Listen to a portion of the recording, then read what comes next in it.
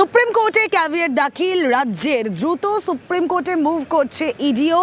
তার আগে আপনারা জানেন যে হাইকোর্টে ইডির ধাক্কা, সেখানে রাজ্যের তরফে আগে সুপ্রিম কোর্টে ক্যাভিয়েট দাখিল, কাল হাইকোর্টে ধাক্কা ইডির, তারপরে সুপ্রিম কোর্টে যাওয়ার সিদ্ধান্ত। কথা বলবো, মৈত্রী ভট্টাচার্য রয়েছেন সঙ্গে। মৈত্রী, এটা কিন্তু রাজ্যের তরফ থেকে একেবারে বলা যেতে পারে ইডির বিরুদ্ধে একটা মুভ নেওয়া হয়েছে। তার কারণ এনফোর্সমেন্ট ডিরেক্টরেট যখন কলকাতা হাইকোর্টে তাদের ইচ্ছা মতো তারা যেরকম চেয়েছিলেন সেরকম রায় বা শুনানি সেটা না পাওয়ায়, যখন এনফোর্সমেন্ট ডিরেক্টরেটের তরফে যখন আইপ্যাকের এই মামলায় সুপ্রিম কোর্টে আসার প্রস্তুতি শুরু করে দেওয়া হয়েছে, ঠিক তার আগেই রাজ্যের তরফ থেকে কিন্তু ক্যাভিয়েট দাখিল করা হলো সুপ্রিম কোর্টে।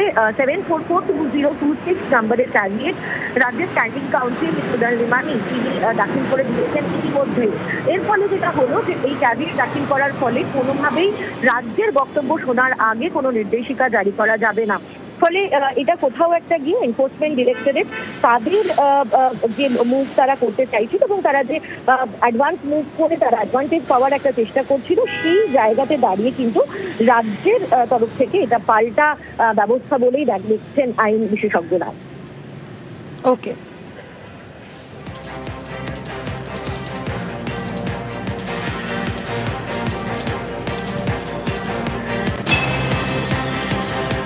বেশ। সুপ্রিম কোর্টে ক্যাভিয়েট রাজ্যে, দ্রুত সুপ্রিম কোর্টে যাচ্ছে ইডি, যে কথা জানাচ্ছিলেন সহকর্মী মৈত্রী। কথা বলবো, প্রতিনিধি অর্ণব হাজরা রয়েছেন সঙ্গে। অর্ণব,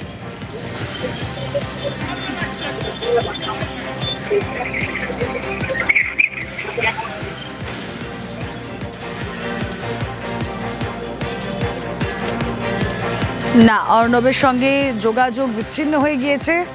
দেশের শীর্ষ আদালতে ক্যাভিয়েট রাজ্যে, দ্রুত সুপ্রিম কোর্টে যাচ্ছে ইডি, তার আগে রাজ্যের তরফে ক্যাভিয়েট। গতকালই আপনারা দেখেছেন হাইকোর্টে ধাক্কা ইডি, সেখানে শুনানি স্থগিত করে দেওয়া হয়। আর এবার সুপ্রিম কোর্টে আগেই মুভ করলো রাজ্য, এবার সুপ্রিম কোর্টে দ্রুত মুভ করার ভাবনা ইডি।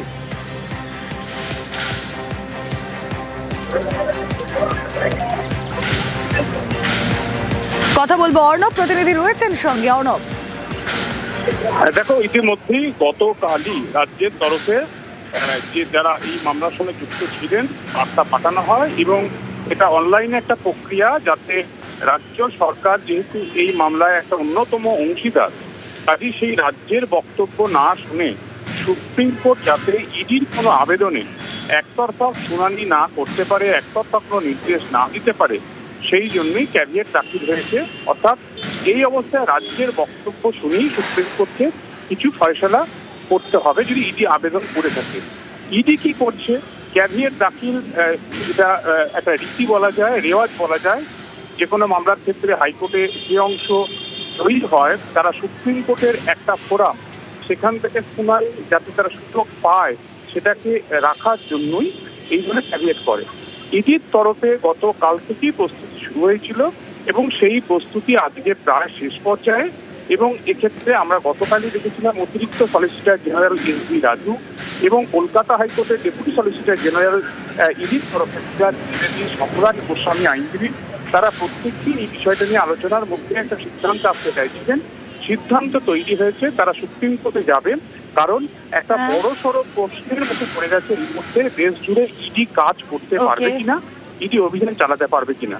এবং সবকিছু ঠিক থাকলে রবিবার দিন অনলাইনে ডায়েরি নাম্বার পেতে চাইছে তারা, অর্থাৎ অনলাইনে তাদের আবেদনটা রেজিস্টার করতে চাইছে ইডি রবিবার, এবং আজকে সম্পূর্ণ প্রক্রিয়া হয়ে গেলে সেক্ষেত্রে আজও তারা করতে পারে। এবং